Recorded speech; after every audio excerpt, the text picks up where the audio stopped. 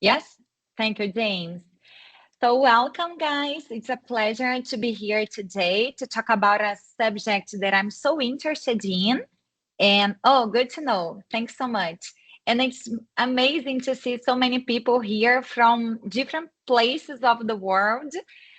I will briefly introduce myself when we officially start, but I can see that there are people from different countries and from different professional backgrounds as well, which is amazing. I saw some site civil engineers, design engineers, construction site manager, structural engineer, system manager. So it's amazing. I'm really happy to be here today. And I think it will be an interesting discussion. Okay. I will ask your patience sometimes because I can see that other attendees are still entering the room and I'm here alone. So I need to allow people to enter the room. So yeah, I can see other people are entering, but I think it's okay. I am trying to admit everyone very quickly. So yeah, let's officially start. First of all, I want to give you some overview. Let me increase the size of the screen. Just 1 second. Yeah, perfect. So before we officially start, let me just highlight this. It's very important for you to turn off the notifications during our meeting, okay? And since we are using Microsoft Teams, the way to do that is to select the 3 dots for settings and more, okay? You will choose settings, as you can see here, okay? And then in this option here about notification and activity, you need to turn off the show notifications during calls and messages, okay? And then to turn them back on is just to do this again and to check the show notifications during call and meetings, okay? So this is just to guarantee you will not be interrupted during the presentation, okay? I really expect to present interesting topics for you guys today, okay? And please, if you have any questions, we will have a Q&A session at the end of this technical webinar. We just have 1 hour here and we will talk about a detailed and deep topic, okay? So I will try to present everything to bring some examples, some practical examples, some explanations. But then if you have any questions regarding the slides, regarding EIT courses, regarding anything, please use the Q&A button. You can open the Q&A on the top of your screen in Microsoft Teams, okay? And you can create a new post and you can put, you can start a discussion, you can put your questions, but feel free to use the chat box as well. But if you use the Q&A, we will have the questions in a separate way. I think it will be easier for us to follow everything, okay? But again, it's amazing to see everyone here from different backgrounds, different countries. And just for you to know, you will receive the copy of the slides that will be presented here today, okay?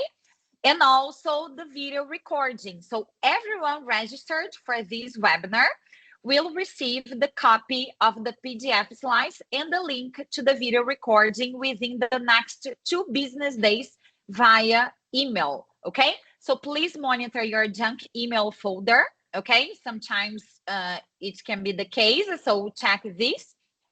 After 3 days, if you don't receive anything, we can contact us, but normally we don't have problems with that, okay? So I'm pretty sure you will receive these and everything will be fine. So please wait 2 business days, okay?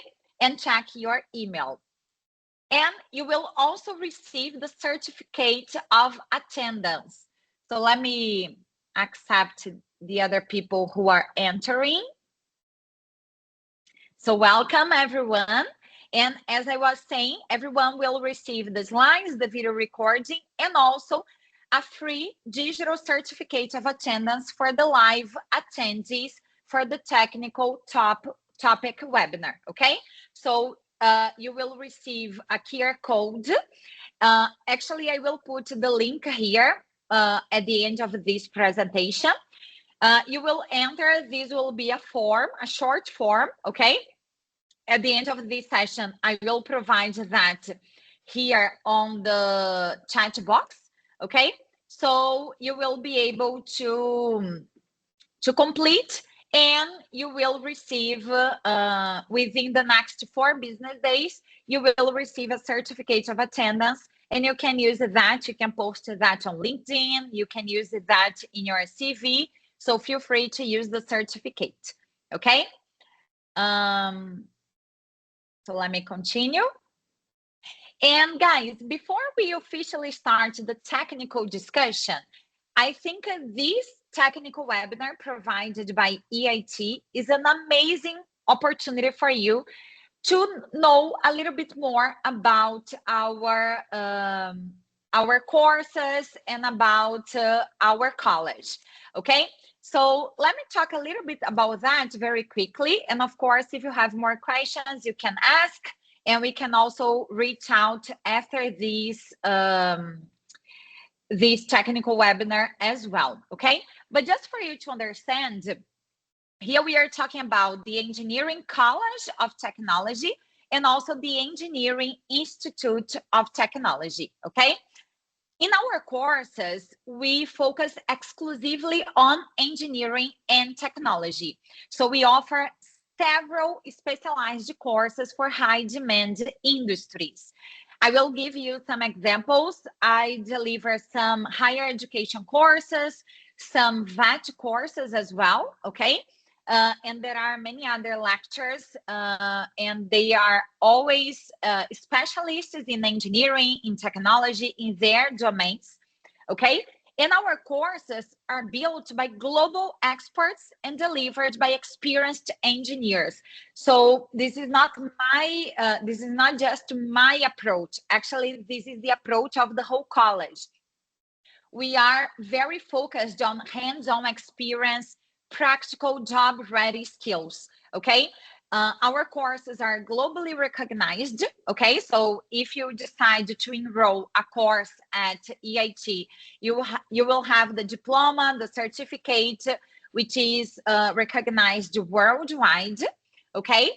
And both institutions, the Engineering College of Technology and the Engineering Institute of Technology, offer a range of professional development courses. Okay, so this is not just about undergraduation, master's, and PhD, because we have these options, but we also have more professional development courses. So advanced diplomas, certificates of competency. There are several possibilities, okay, depending on your reality, your necessity, okay, the path in your career that you want to develop. We are very innovative, engaging, and practical online learning course. Okay, so our approach is to use cutting-edge tools to facilitate live webinars and access to remote labs and simulations. This is very interesting to be highlighted because, for example, today, I will mention some technologies, some methodologies which are very innovative, very advanced, and unfortunately, many professionals associated with the construction industry continue to use just traditional approaches instead of using more advanced technologies. But at EIT, we have these technologies available for the students to use, to practice, to learn, okay, in a practical way. So again, we are very focused on hands-on experience, and we have remote labs and simulations for you to learn, even if we are talking about an online course. Okay, so for example, I deliver a unit about the BIM methodology. I don't know if you have heard about that, but we will mention these in the presentation today. And the course is not just theoretical, okay? This is very practical, actually. So the students will be able to see the development of a case study, because I develop case studies together with the students in the live classes. But then the students can use the remote lab to book a session and to use the programs to develop their own projects. Okay, so this is an amazing opportunity for you to improve your technical skills as well. Okay, we have small classes and dedicated support to help students succeed. We are very focused on that as well. And again, we have a global learning community with students and members of faculty based across the whole world. Okay, so you will have an international networking and several opportunities abroad, which is amazing. Okay, and finally, our courses are accessible and we are very focused on high quality education. So we offer world-class education at an affordable price through innovative delivery and business modules. Okay? Is it clear for everyone? Do you have any questions about that before we officially start the technical part? Is everything okay? If you have any questions, please use the chat box. Okay? Oh, I can see that there is already a question in the Q&A session about the certificate. I mentioned that at the beginning. At the end of this session, I will provide a link in the chat box. You will fill in the form, and in about 4 business days, you will receive the PDF, a digital certificate, and you can share that on LinkedIn. You can put that on your CV, okay? And besides the certificate of attendance, you will also receive the PDF with all the slides that will be presented today and also the video recording, okay? Amazing. Thank you guys for your feedback. If you have any questions, please let me know, okay? I'm here to try to assist you guys the best way that I can. And just a disclaimer, the courses and qualifications mentioned in this presentation are offered by separate legal entities, okay? One in Australia and one in the United Kingdom. Each entity is subject to its own local regulatory requirements and accreditation standards. But if you have any questions about that, you can check our websites. You can see the websites here, the Australian website, and the website for the Engineering College of Technology in the United Kingdom, okay? And there are many details in the websites, and you can also reach out by email, on LinkedIn, okay? So we have different ways for you to contact us. Well, but that's it regarding this initial presentation about our courses and about our institute, okay? But let's get started without further ado. Let me admit the other people. Again, guys, a little sorry, because sometimes I will need to stop a little bit to admit new attendees who are entering now, okay? But as you know, the presentation today, the title of this presentation, sorry, is Designing for Circularity, Life Cycle Thinking in Civil and Environmental Engineering. We will discuss that more deeply throughout the following hour, but just a brief introduction about myself. I'm Dr. Caroline Figueiredo. I'm Brazilian. Actually, I'm in Rio now, in Brazil. For me, it's now 5:15 p.m. Okay, I don't know what time is it for you, but again, this is amazing to have people from all around the world, different time zones, different backgrounds, different cultures, and I love this at EIT. I always learn so much from the students, and we are very focused on active learning methodologies.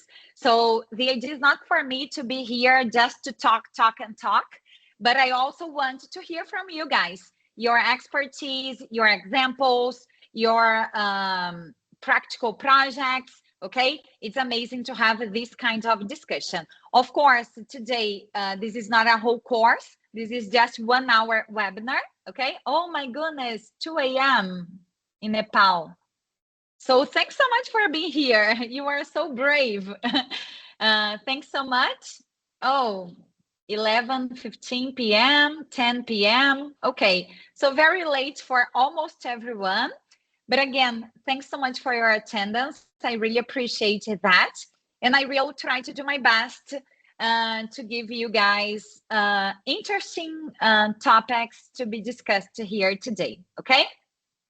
Oh, for you, it's better in Fiji, 8 a.m. Amazing. So again, I'm an EIT lecturer and also a unit coordinator, and I work in the Civil and Structural Engineering department, okay? A brief introduction about myself. I will not read everything. If you want, we can follow each other on LinkedIn. We can reach out in other moments. But I'm a civil engineer with a master's and a PhD degrees in environmental engineering. So for the last 10 years, my focus has been on sustainable construction, okay? I work as a researcher as well. So I already published a book. It was published 1 year ago, and it's available on Amazon if you want to check, okay? And it's about how to optimize construction material selection to reduce environmental, social, and economic impacts throughout the use of different technologies. And actually, this is the main topic for today. So I'm really happy to be here to discuss this topic with you. I already worked in different universities around the world, in Spain, Chile, also in Australia. Now I'm based in Brazil, but I work remotely for EIT, and this has been an amazing experience for me. So about the presentation today, let me check because there are more people entering. Okay, I think now they are here. So the agenda for today, we will talk about life cycle thinking, the life cycle stages in engineering projects, and we will focus more on the circularity concept, more specifically in civil and environmental engineering. But of course, we can extrapolate this discussion to other domains, to other sectors, other industries as well, okay? And as I mentioned before, I think some people entered later today. At the end of this presentation, there will be a Q&A session. So if you have any questions regarding the content I am presenting, regarding anything about EIT, about the technical content, please put your question in the chat box. There is also a Q&A session on the top of our screen, okay? So you can put your questions there. And if possible, I will try to answer by the time you put the question, but if not, at the end, I will check all the questions for us to have a quick Q&A session, okay? But let's officially start this technical part because this is what you are expecting for today. And I want to highlight something very important. The construction sector plays a pivotal role in shaping sustainable development. As one of the largest consumers of materials and energy worldwide, the industry has a profound influence on environmental quality, economic resilience, and social well-being. It's very important to highlight this here because sometimes several professionals associated with the construction industry don't realize that it's our responsibility to minimize the negative impacts caused by our projects. Okay, of course, our projects will continue to be very important. Actually, they are essential for the development of the society. We need to create and to develop, to construct more buildings, infrastructure projects, more places for people to live, to work, to study, to thrive. But we know that everything is evolving very fast. And sustainability is not only a keyword that everyone is using nowadays. No, this is mandatory. we need to consider sustainability aspects in our projects because strong links exist between construction and the three main pillars of sustainability. And we will talk about that, but do you know what are the three main pillars of sustainability? I will mention that later today, but do you have any ideas? When we talk about the concept sustainability, we normally think about the environment, but actually there are three main pillars, not only the environment, but we can also talk about two other pillars. Do you know? Have you ever heard about that before?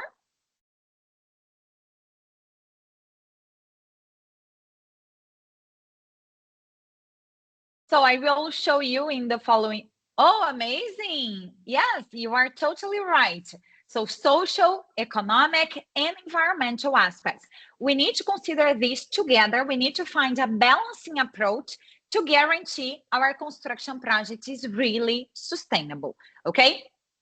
So designing sustainable buildings requires balancing multiple criteria. We will need to consider quantitative analysis, qualitative analysis, all together, okay? But unfortunately, traditional project decisions often overlook broader life cycle impacts. It's very common to see traditional companies very focused on technical issues or economic issues, financial aspects, which is also important, of course. We need to guarantee the resistance, the safety of our structure, but this is so much more than that, okay? Yes, exactly, Gordon. The triple waterline approach. We use this terminology a lot when we talk about sustainability. Amazing. So that's the idea. And more than talking about sustainability, because you are totally right. When we talk about sustainability, this is not just about environmental aspects. This is a common misconception. We need to think about this triple bottom line approach, as Gordon said, and this is totally right. But this is more than that, because sometimes people think about the three pillars together, but just during the design stage of a construction project. And this is not enough. We need to consider the life cycle thinking approach. Actually, in the literature, we normally use this acronym here, LCT, which stands for life cycle thinking. And this is a holistic approach that evaluates a project's impacts across the entire lifespan. So I will mention these in the following slides, but for example, if I consider the impacts during the construction stage of the building, but then I don't calculate, I don't predict the impacts that will be caused throughout the operational stage of the building, sometimes the building will last 100 years, okay? So it's not enough to consider the impacts just during the design and construction stages. We really need to think about the whole lifespan of the facility, okay? So instead of focusing only on the design or construction phase, LCT considers how decisions made early in a project influence on environmental, social, and economic outcomes from material extraction to the end of life of the facility. So we are focused on the entire cradle to grave or even cradle to cradle journey, because today we will talk about circularity. So the idea is to reuse, recycle some components, some systems. So instead of going from cradle to grave, we will go from cradle to cradle, and this will be a cycle, okay? And we will reuse and recycle some components, some systems, some materials, okay? So the idea here is to encourage informed, forward-looking design decisions and support the selection of materials, technologies, and processes that minimize long-term impacts. So the idea is to shift our mindset from short-term performance to long-term value. And when we talk about shifting the mindset, it's very important to highlight this here, because unfortunately, the construction industry is known as one of the industries that least adopt new technologies, which is very sad. But this is true. I don't know in your countries, in your cities, but I already worked in Australia. Now I work as a civil engineer here in Brazil. And I always realize that professionals and companies associated with the construction industry, they really insist on using traditional methods, traditional materials. It's very difficult to change their mindsets. But I'm trying to do my part, and I hope you are trying to do yours as well, because we need to change this mindset to stop thinking about our project as separate elements. We need to consider our project as a system, okay? And to improve the collaboration, to improve communication among the stakeholders, and to improve the decision-making process throughout the whole project life cycle, not only during the design stage, okay? And these will form the foundation for circular engineering and sustainable design. So why LCT, the life cycle thinking, matters for circularity? First of all, it identifies hotspots of waste, emissions, and resource use. So LCT shows which stages of the life cycle have the greatest impact, enabling target circular strategies. Okay, so what is the main point here? We are talking about when we are dealing with complex projects, emissions or resource inefficiencies rarely occur evenly across the entire life cycle. So when we consider LCT, life cycle thinking, it allows us to pinpoint exactly where the major burdens occur, whether in material extraction, transportation, manufacturing, maintenance. And this level of diagnostic precision is crucial because it prevents us from applying generic sustainability fixes, okay? So the idea is to support us to use targeted interventions with measurable results, okay? This is our main focus here. Another important point to be highlighted, LCT supports material efficiency and resource optimization. So it helps engineers choose materials and design solutions that maximize reuse, recycling, and recovery, as I mentioned before, okay? And this is particularly important today because material scarcity and supply chain volatility continue to challenge our sector, the construction sector. So basically, LCT, let me admit to the other people who are entering. So basically, LCT enables engineers to compare the embodied carbon of materials, but also the durability, the maintenance cycles, the end of life, recoverability, okay? The comparability with modular design, circular design strategies. So basically, this is where circularity becomes actionable, okay?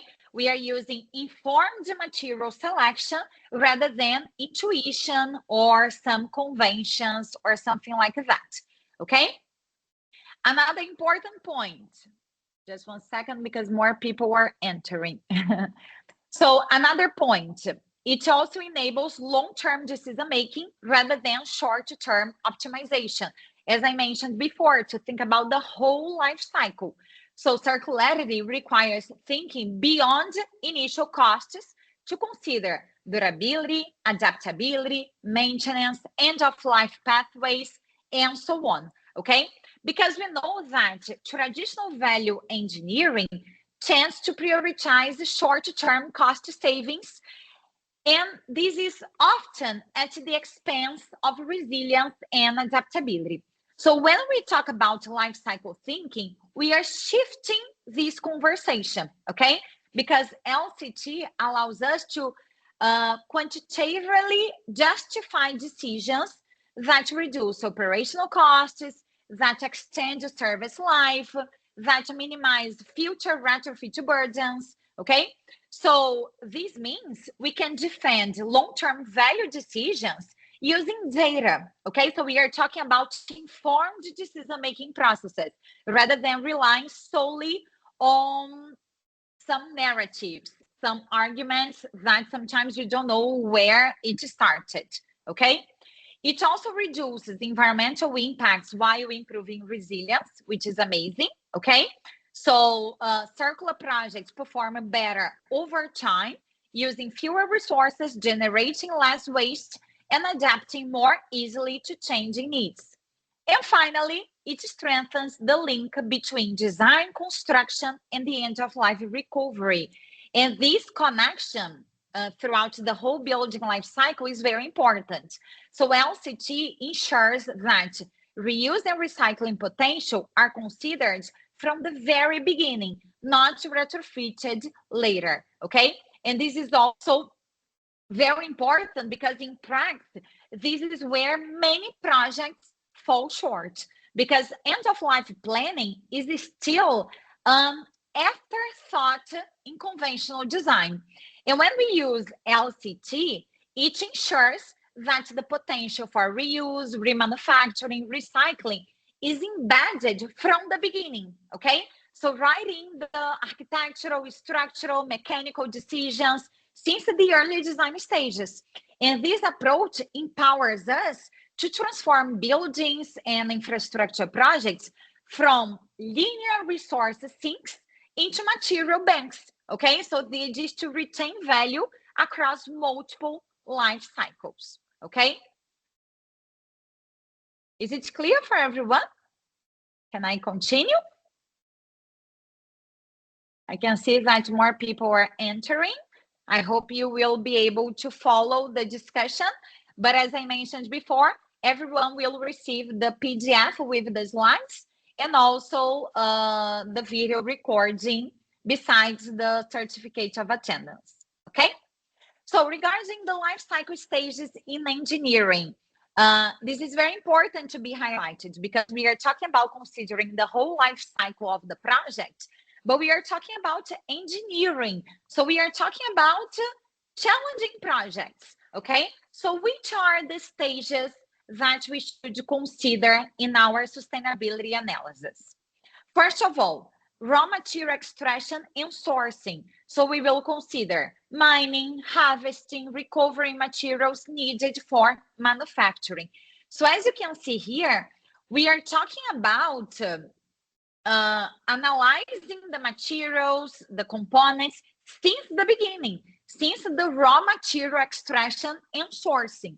And at this stage, most environmental burdens are concentrated in embodied energy and embodied carbon, okay?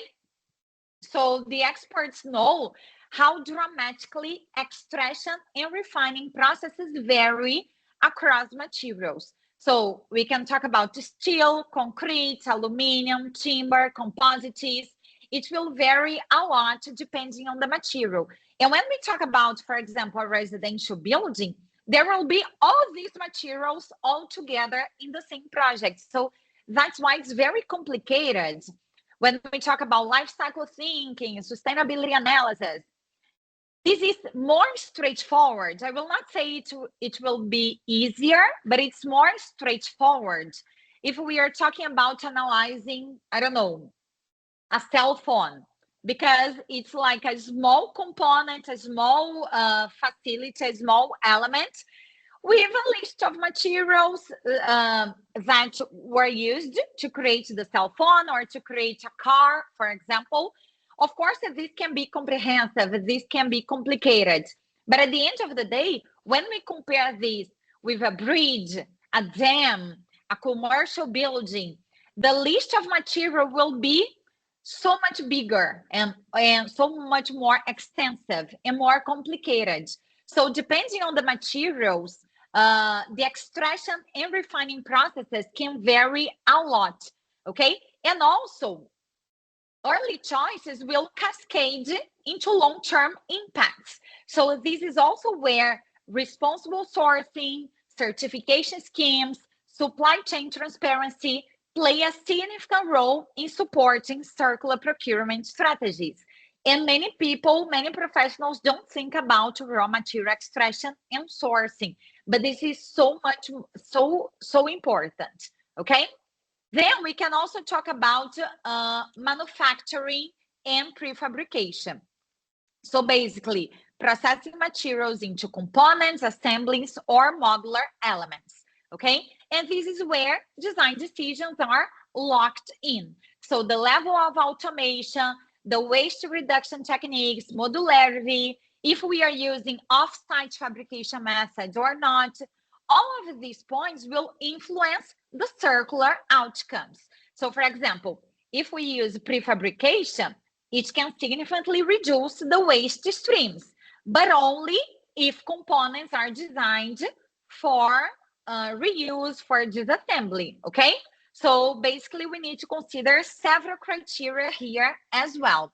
Basically, this is the stage where digital tools and parametric optimization will reduce the inefficiencies of the whole project. Then we need to consider transportation and logistics, so the movements of materials, equipment, components to the construction site. And this stage is very important as well, because while transportation is often a smaller percentage of the overall impacts compared to materials, it becomes critical for circularity because if we talk about, for example, reverse logistics, bringing materials back for reuse or recycling, it will depend on efficient systems. Okay, so we need to consider not just the distances, but freight modes, consolidation, routing, regional circular ecosystems. So there are many aspects that we should consider to make material loops feasible. Okay, so this is not just the transportation from the manufacturing stage to the construction site. Since we are thinking about circularity, the transportation and logistics will appear several times throughout the whole life cycle. Then we have the construction and installation stage to execute the project on site, so assembling, installing systems, ensuring compliance, and so on. Okay, let me check if there are more people entering. Yeah. So the construction stage, we know that waste generation will occur, okay? So we need to have several decisions around sequencing, temporary works, modular assembly, the quality control, okay? And all these points will affect the construction stage as well. Then we have the operation, use, and maintenance, and sometimes the refurbishment, repurposing, or upgrading of our project. So building performance, energy consumption, repair cycles, long-term efficiency should be considered. And sometimes we will try to extend the asset's lifespan by adapting it to new demands. So this will cause different impacts as well. So we need to consider operational energy, maintenance cycles, indoor environmental quality, systems performance. Okay, so we need to think about this phase. And for this phase, it's very useful if we use technologies in our favor. And I will mention some possibilities in the following slides. And finally, we have the end of life phase regarding deconstruction, but also reuse and recycling. So we will focus on disassembling components, recovering materials, and reintegrating them into new cycles, because we are focused on circularity, okay? So the end of life is where traditional linear construction ends, okay? But here we are talking about circularity. And the end of life is where circular construction begins, okay? So instead of demolition, we shift to deconstruction, okay? So we will recover components with high residual value. So basically, we need to recognize the importance of material passports, building logbooks, digital inventories, okay? We need to use these approaches to support efficient material recovery, because the goal here is not merely recycling, but we want to preserve the highest possible value of components through reuse, remanufacturing, upcycling, okay? So there are many approaches that we can consider. So basically, as I imagine you already understood, circularity aims to keep materials, components, and resources in use for as long as possible while minimizing waste and environmental impacts. And in civil and environmental engineering, this approach transforms the way we design, build, operate, and deconstruct infrastructure and buildings. So we can say that circular practice supports adaptability and modularity using flexible layouts, modular design, and prefabricated elements that can be easily disassembled and reconfigured, okay? And at the same time, circularity aims to reduce environmental impacts across the life cycle by lowering embodied carbon, resource consumption, and pollution from extraction to operation. But why sustainability requires more than environmental considerations? I already talked about that today, and you were totally right when you said that we need to consider a triple bottom line approach. But a common misconception in sustainability discussions is focusing solely on environmental concerns while overlooking the social and economic dimensions. And this is very unfortunate because true sustainability is based on a triple bottom line framework, which integrates environmental, social, and economic factors. While reducing material use, waste, and emissions is crucial, these efforts must also be aligned with improving workforce conditions, reducing project costs, and enhancing long-term financial viability. So let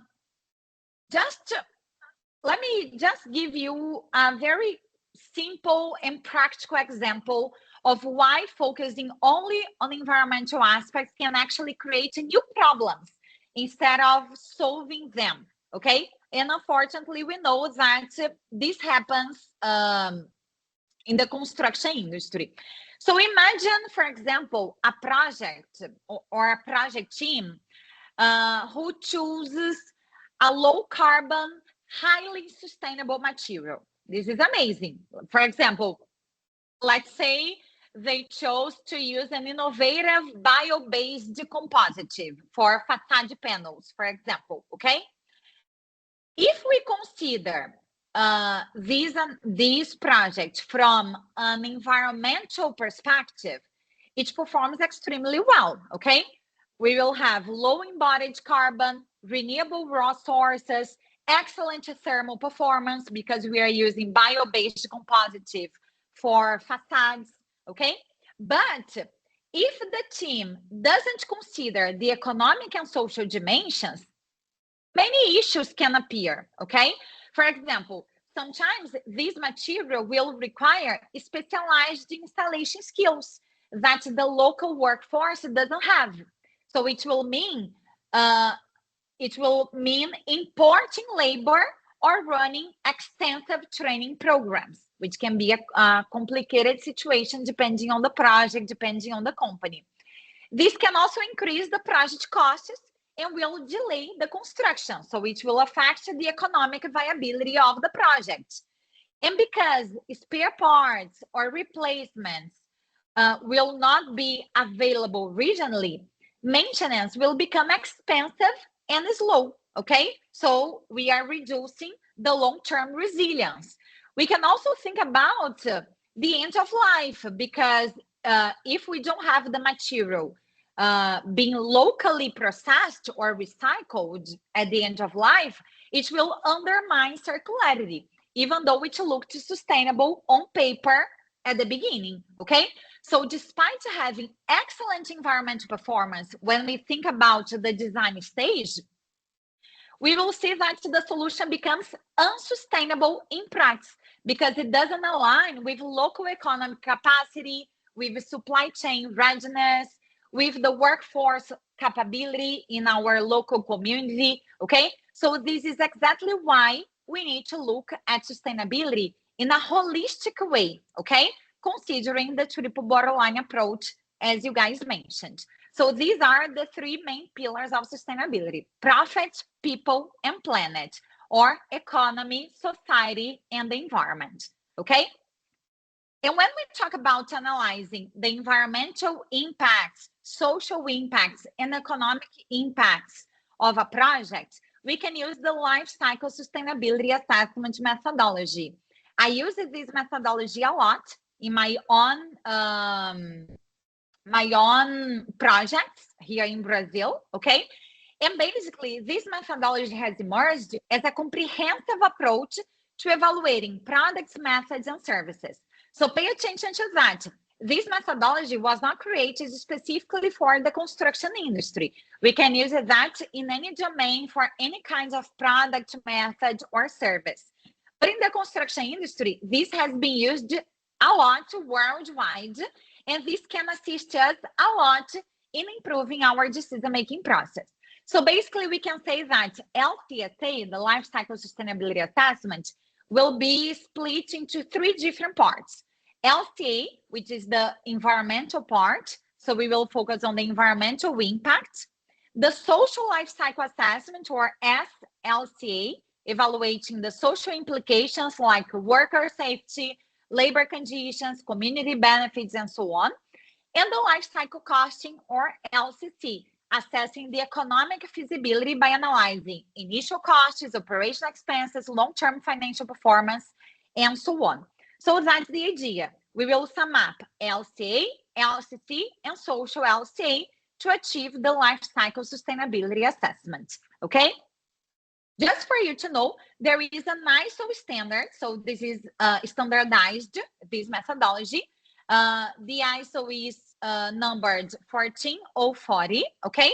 And this ISO standard is about the environmental life cycle assessment, okay? We normally use the expression LCA. We don't need to use the word environmental necessarily. When we just say life cycle assessment, we are talking about the environmental analysis, okay? But nowadays we know that we need to consider the 3 pillars of sustainability together, okay? So basically, the ISO standard proposes this framework here. We will define the goal and scope of our analysis. Then we will collect data to create the life cycle inventory. Then we will assess the impacts generated based on this inventory.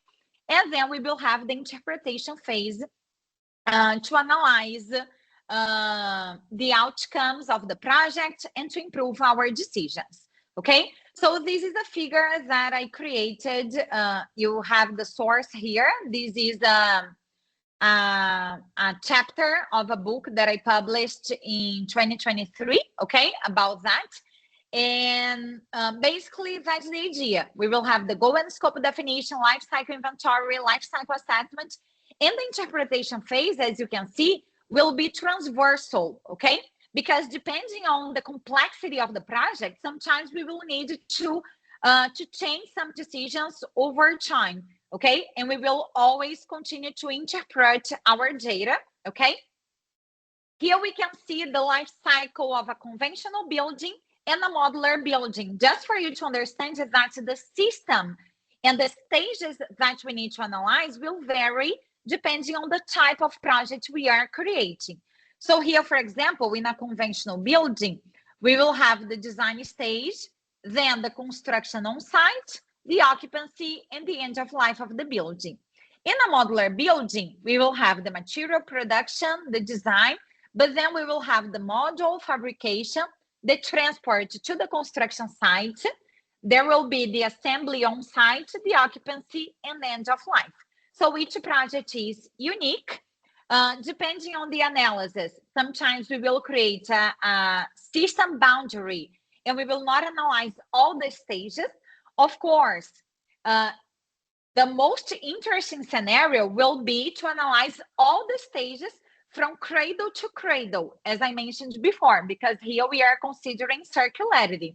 But sometimes we don't have data enough, we don't have time enough, so we need to consider the limitations and assumptions regarding our own project. But these assumptions and these limitations should be considered during the interpretation phase of the analysis, okay? And when we put together the LCA, LCC, and social LCA, we are conducting a life cycle sustainability assessment considering the 3 pillars of sustainability, okay? And just for you to know, to apply this concept in a real-world project, it can be very challenging because when we are talking about a construction project, as I mentioned before, there will be a huge list of materials, several systems, several components, several stakeholders working together. So we are talking about contractors, subcontractors, engineers, architects, project managers. There are many professionals involved, many data being generated, and we need to process and to manage this data and this information. You probably already know about the CAD methodology. CAD is very traditional in the construction industry, okay? CAD is an acronym that stands for Computer-Aided Design. And of course, it was an innovation when developers created software applications based on CAD. Because now, instead of using paper, pencil, and rulers to create our technical drawings, we can use our computer to assist us during the design process, which is amazing, okay? But at the end of the day, we continue to talk about simple drawings. For example, if we are using AutoCAD and we want to create a floor plan of this room where I am at now, if I want to draw the floor plan, I will draw some parallel lines. For example, these two parallel lines here represent a wall in a floor plan. But at the end of the day, I'm just talking about two lines. There is no information attached to this drawing. So that's the problem. In the traditional approach, we create several documents, but these documents are generated separately. So each professional will generate a specific type of document. The designers, the engineers, and architects will create the technical drawings. Someone will be responsible for creating reports, documents, etc. But sometimes they are not connected. There are many inconsistencies, many overlaps, many problems, okay? Because we are just talking about drawings and there is no information attached to that. Nowadays, we can use a more advanced approach called the BIM methodology. Let me ask you something.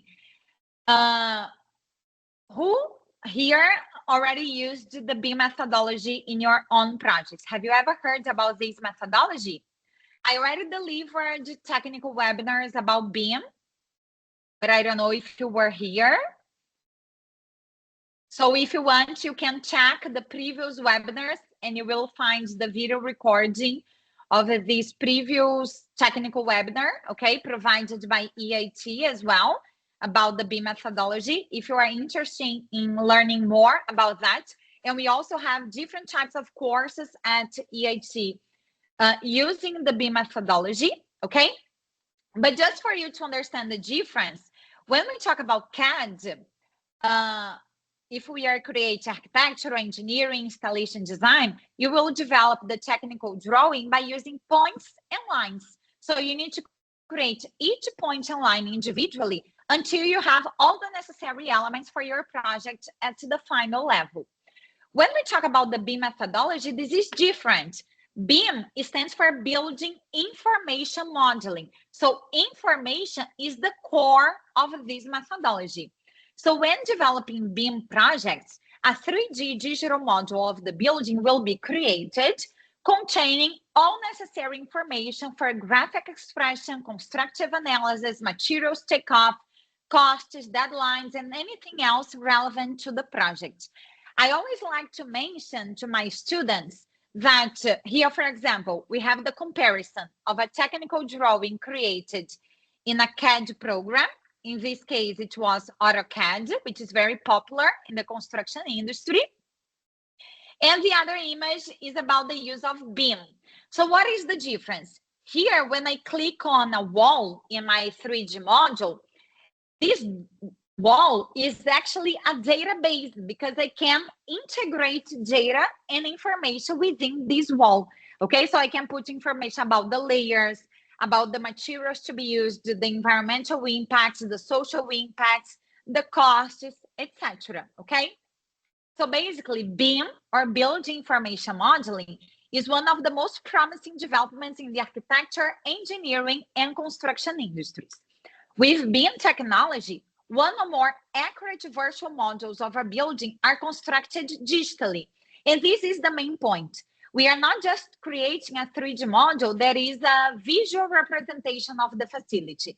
This is so much more than that. We are creating an accurate virtual model. So we can use that to carry out different kinds of analysis and simulations to really support the construction, fabrication, and procurement activities through which the building is realized.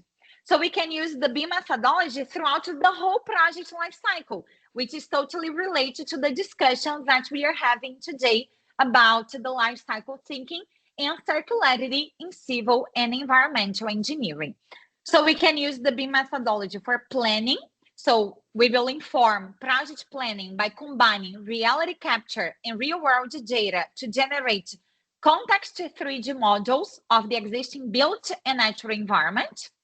We can use that during the design stage. So conceptual design, analysis, detailing, and documentation will be performed, okay? And the pre-construction process begins using BIM data to inform scheduling and logistics. We can also use that during the building stage. So fabrication begins using BIM specifications, and project construction logistics are shared with trades and contractors to ensure optimal timing and efficiency. During the operational stage of the building, we can continue to use the BIM model. Okay, so BIM data carries over to operations and maintenance of finished assets. So BIM data can be used down the road for cost-effective renovation or efficient deconstruction. And basically, we can use that until the facility management stage, okay? So depending on your purpose, you can continue to insert more and more data within the 3D module. And I always mention that to my students when we are developing our realistic case studies in our lectures, in our classes. As I mentioned before, some people arrived later today, but at the beginning, I was explaining the way we provide our courses at EIT. And our courses are very focused on hands-on experience. So we have simulation labs, we have remote labs for the students to practice and to create their own projects. Okay, so you don't need to purchase programs or simulation approaches, simulation methods. You will be able to use that as an EIT student, okay, for free throughout your course to practice, not only for your practical assignments, but this is so much more than that. This is an opportunity for you to develop your technical skills and also your critical thinking, okay, because we want to improve your soft and hard skills for you to be more prepared for your career, okay? So we can create a 3D module. And as I always mention to my students, the more information we insert in this 3D module, the more realistic this module will be. And our idea is to have a prototype of our facility, okay? To simulate everything in advance and to predict problems, to predict things, to test different solutions, to choose the most suitable solution for our case, okay? So we will use the 3D module to improve the decision-making process of our construction project. But a key challenge in applying life cycle thinking in engineering is that traditional BIM environments rely primarily on static design stage information, which provides only a snapshot of the built asset. Of course, BIM is essential for early stage decision making, and it helps ensure the facility meets project requirements, but it does not continuously update to reflect real-time performance, changing operating conditions, or material degradation over time. So sometimes, depending on our project, BIM alone cannot fully support long-term sustainability assessments or circular strategies, which depend on understanding how an asset behaves across its entire life cycle, okay? Because when we talk about life cycle optimization, we need to integrate seasonal variations, the user behavior, because the way the occupants will use the building will affect the results, okay? the climate conditions, the evolution of the physical structure. So we need more dynamic tools. And these limitations highlight the gap between static digital models and the requirements of life cycle based sustainability assessments. Okay. And in these regards, we can talk about digital twins. As I mentioned before, you will receive the PDF with these slides, so you can check the sources if you want to read more deeply about this topic, because of course, we just have 1 hour here. And this concept is very advanced, okay, and very innovative as well. But I will try to summarize and to explain this in an easier way. What is the idea of a digital twin? I think this image highlights this very well. The idea is that we will have two different buildings. The physical real world building that was constructed on the construction site, and now people are there living, working, studying there. And there is the 3D module, the digital building. But this is not a snapshot of the building. This is not just for visual representation. Instead of just using static data, we are also connecting real-time data. So the digital twin will be continuously integrated real-time data from sensors, IoT devices, and monitoring systems to generate a dynamic virtual representation of the physical asset. So basically, there are two different buildings, a physical one and a digital one, and both buildings coexist and feed each other with data and information, okay? So we are collecting real-time data using sensors, devices, cameras in the physical real-world building, and this data will be sent to the digital twin, the digital module, okay, to mirror the realistic reality of the physical building. And this capability strengthens lifecycle thinking by allowing engineers to evaluate how design choices evolve over time and how resources can be used more efficiently within circular frameworks, okay? So basically, our idea here is to create a feedback loop that enables optimizing sustainability outcomes, extending asset lifespans, and planning more responsibly for refurbishment, repurposing, or end-of-life decisions, okay? So this is the idea. We will have the physical assets and the digital twin, and we will connect these with sensors, cameras, devices.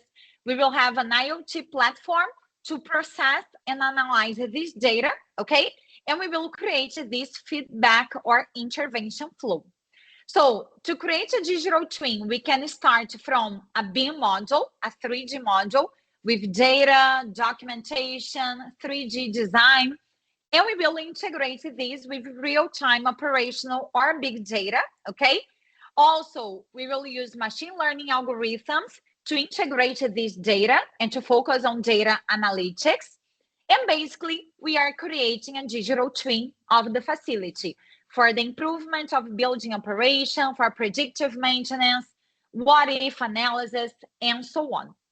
So we can say that digital twins enhance circularity by connecting real-time performance data with long-term sustainability goals, enabling engineers to understand how buildings behave, age, and consume resources throughout their life cycle. So this technology enables continuous monitoring of performance and resource use.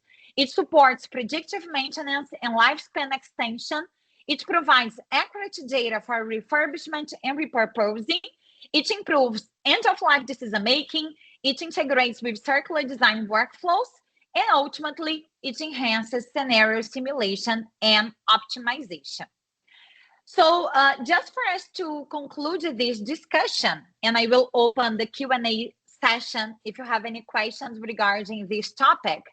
But just to highlight this and to finalize this presentation, bear in mind that lifecycle thinking provides a powerful framework for designing civil and environmental engineering projects that minimize impacts and maximize long-term value. And by understanding each stage of the built assets lifecycle, from material extraction to the end-of-life recovery, engineers can make informed decisions that support circularity, reduce waste, and enhance environmental and economic performance, which is our ultimate goal. But if we don't use digital tools, it will be very complicated to achieve this type of result. So digital tools like BIM and especially digital twins strengthen this approach by integrating real-time data, enabling continuous assessment, and creating a feedback loop that connects design and operation. So together, these methodologies empower engineers to create more resilient, efficient, and sustainable built environments. So that's it for today. Sorry, because I passed a little bit about the time, okay? But just for you to know, this topic, this webinar is totally related to our School of Civil Engineering, okay? And there are several courses that are offered by EIT and ECT, okay? For example, this first one is amazing. I have the pleasure to deliver this, and this is very focused on hands-on experience, okay? If you want to be an expert on BIM, which is the present and will continue to be the future of the construction industry, but we also have many other programs and courses available in our website, okay? You will receive the slides, so you can click on the links and you can check, okay? We also have a professional certificate of competency in digital twins and simulation monitoring. We have advanced diploma of civil and structural engineering, which is a comprehensive diploma, okay? And we also have Bachelor of Science in Civil and Structural Engineering, an online Master of Engineering in Structural Engineering as well. We have some graduate certificate in Civil Engineering, okay? So feel free to check our website. Here we have the list of some courses that will be available in the following months. Okay, so there will be several courses that will start in January 2026. Okay, so this is the perfect time if you want to consider enrolling in one of these courses. Okay, you can reach out, you can discuss your necessities. Okay, our courses, we have in-person and online courses. So if you don't live in Australia or in the United Kingdom, you can also enroll in our online courses, and you will have the same available resources for you. Okay, we have the remote labs, the simulation labs. Okay, so you will be able to follow the course the same way. Okay, so here you will see the list of courses that will start soon if you want. And again, to receive your digital certificate of attendance for participating in this webinar, you need to fill out this form and the survey here. Okay, so you can use this QR code. I will also copy and paste the link. Let me do that very quickly. The link for the certificate of attendance. Okay, let me copy this here on the chat box.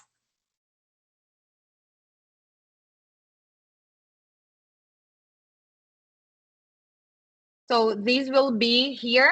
Let me pin this message so everyone can find this more quickly, okay?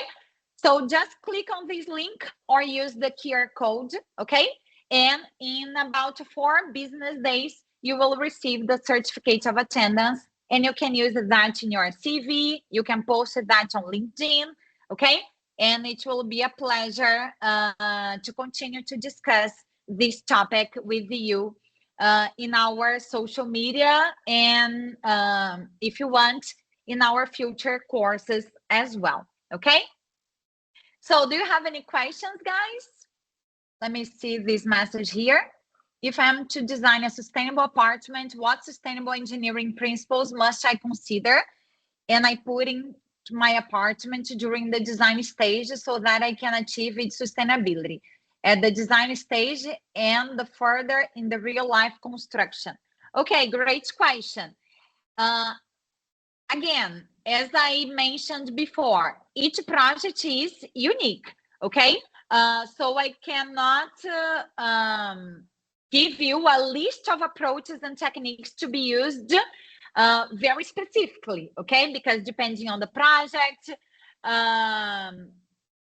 depending on the location, there will be several aspects that will affect this decision. But first of all, you are totally right on thinking about the design stage and also the further stages as well, okay? And this is excellent because sustainability truly begins at the design stage long before construction starts, but then we need to continue to put this into practice throughout the construction stage, the operational stages, and so on, okay? Life cycle thinking is an engineering principle, okay? So the main topic for today to consider impacts from material extraction all the way to end of life is an interesting engineering principle that you can apply in an apartment project, for example. So you will try to choose materials that are durable, low carbon, locally available, okay? And that can be reused and recycled later. This is one point. You can also try to optimize, for example, the orientation, the natural ventilation, shading, insulation, daylighting. So you will use energy efficiency, passive design strategies. We can focus on water efficiency as well. Okay, integrating, for example, low flow fixtures, gray water reuse, rainwater harvesting. There are many possibilities. So again, as I mentioned before, when we talk about a construction project, it can be a simple apartment or it can be a bridge, a dam, an infrastructure project. There are several aspects that we should consider all together. So it can be very challenging, okay? We need to consider the materials to be used, the indoor environmental quality in an apartment, okay? We need to ensure good ventilation, to design for thermal and acoustic comfort, because we need to, sustainability is also about occupant health, occupant well-being, the comfort of the people who will live there in this apartment, for example. We need to think about adaptability, resilience. So there are many principles that we will consider since the design stage, and of course, we will carry them through construction, okay? So in this case, you will increase the overall sustainability of your apartment, not only environmentally, but also in terms of long-term cost, durability, occupant well-being, okay? We need to consider all these points together. Did I answer your question?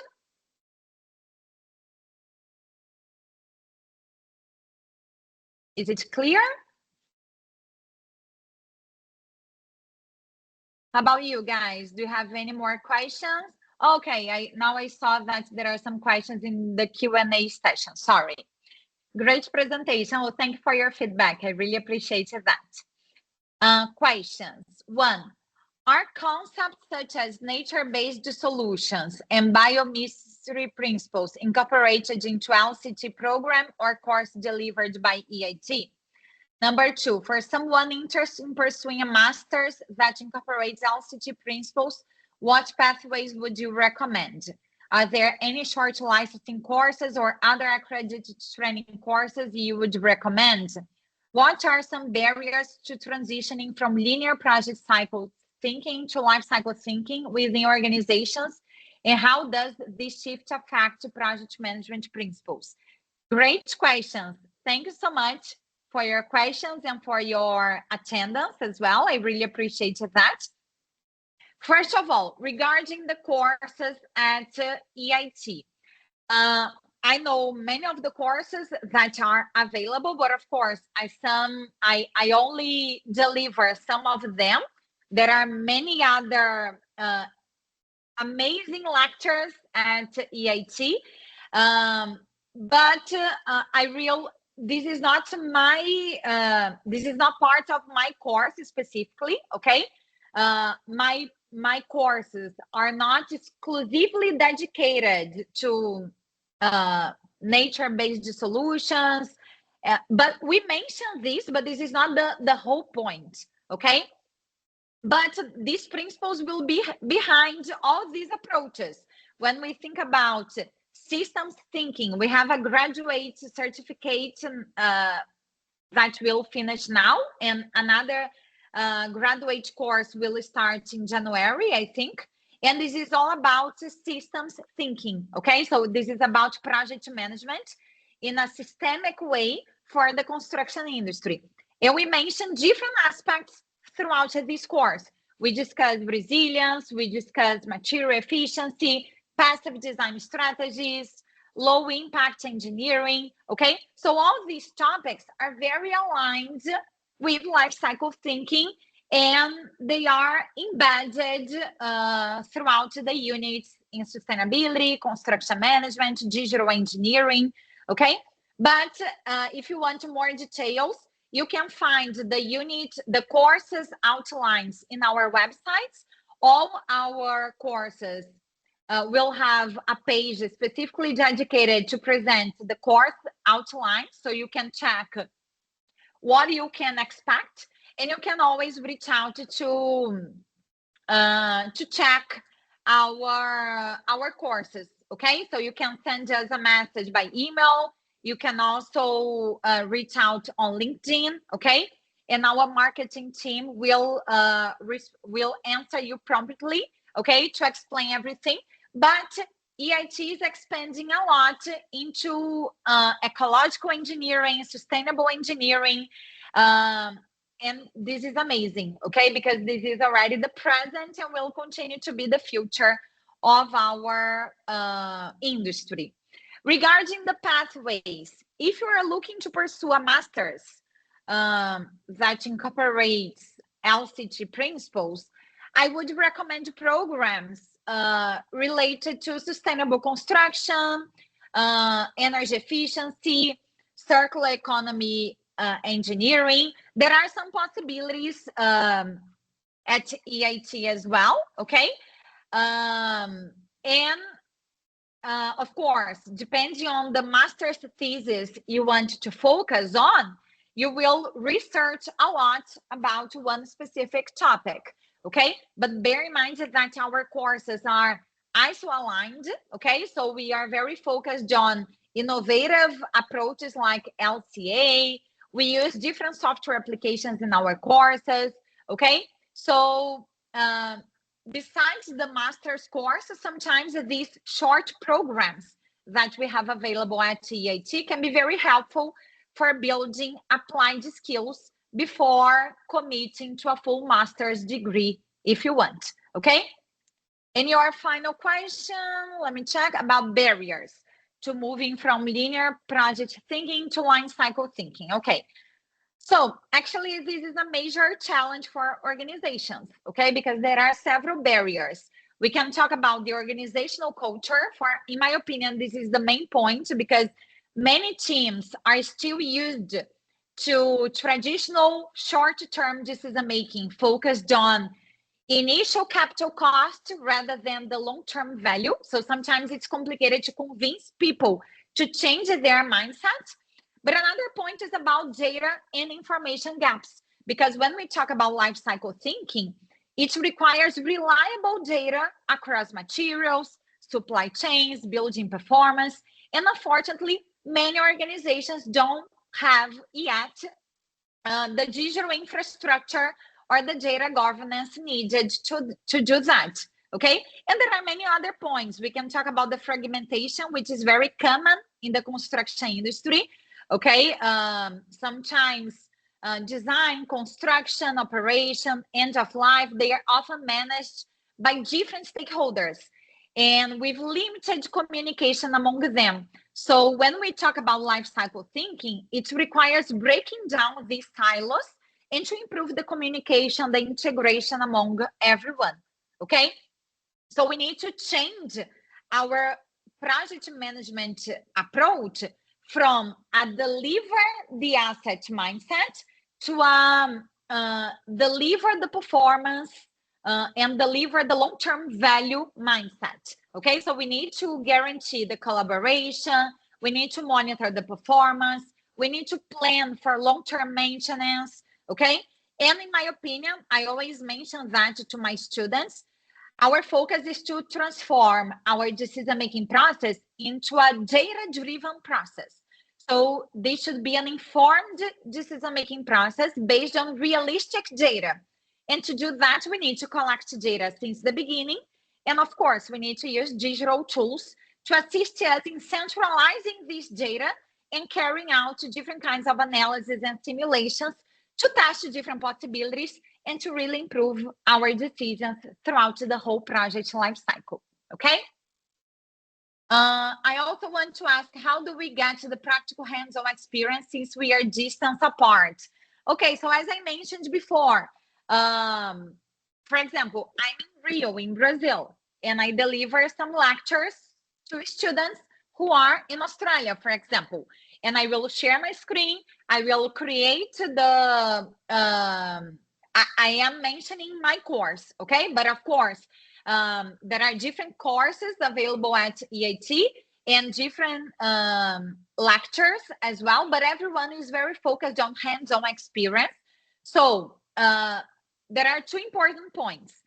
The lectures will be live lectures, and we are very focused on active learning methodologies. So the students will be part of the process. The idea is not only for you to go there and to listen to your lecture. No, we want the students to participate, to ask questions, to discuss things with their peers. Okay, so this is one point. And another point is that we have our remote labs. So as an EIT student, you will have access to the remote labs. You can go there, you can book a session, and you will be able to use all the programs, the simulations, everything in your computer without having to install the program in your computer. You will use this remotely. So there are some computers there on campus, okay, with the programs already installed for you. And the most advanced programs, very comprehensive. So we use Revit, Navisworks, Insight. There are many programs actually regarding structural analysis, sustainability analysis, construction techniques, okay? And you will be able to use that remotely by booking a session, and you will create your own projects. Our assignments are very practical as well, okay? So don't worry about that. If you need to enroll in an online course, you will have the same experience as on-campus students, okay? I want to ask if EIT only offers civil engineering. No, actually, we also have, I am a civil engineer, okay? And this topic today was more focused on civil and environmental engineering. But actually, we have different engineering courses in our institute, okay? I think I mentioned this at the beginning. Let me try to come back. So yeah, our Engineering College of Technology and the Engineering Institute of Technology are focused on engineering and technology. So we focus exclusively on engineering and technology, and we offer specialized courses for high demand industry. So mechanical engineering, computational engineering, there are several domains, okay? So feel free to reach out and to check the courses available on our website, okay? And regarding the certificates, I already answered. The link is provided in the chat box. So please fill the form, and in about 4 days, you will receive the certificate, okay? I can see some feedback here on the chat box. Very informative presentation, excellent presentation. Oh, you already received your certificate. Amazing, good to know. And thanks so much, guys, for your words. I really appreciated that. And I really appreciate you being here. I know that this is very late for many of you guys because of the time zone, but it was a real pleasure to discuss this topic. Of course, this topic is very comprehensive, and we just had 1 hour. Actually, I passed a little bit. Sorry about that. But it was a real pleasure. Please reach out. Please check our courses on our website, and it will be a pleasure to have you guys as an EIT student in the future, okay? Here in these slides, you can check the ways you can contact us. So please check our website. We also have our head office in Perth, Australia. If you live there, you can reach out in person. Otherwise, you can call us, you can email us, and you can check the schedule of our courses in our websites as well, okay? We also have our head offices in United Kingdom, if this is your case, but please feel free to reach out in an online way if it's necessary, okay? Thanks so much. Take care. Have a lovely week ahead. And please keep in touch, okay? And check the following technical webinars because EIT and ECT are always preparing free technical webinars like that, okay? For us to discuss topics, advanced topics like this one. Thanks so much, and see you in a future technical webinar, or if you enroll in our courses, okay? Bye-bye. Thanks so much.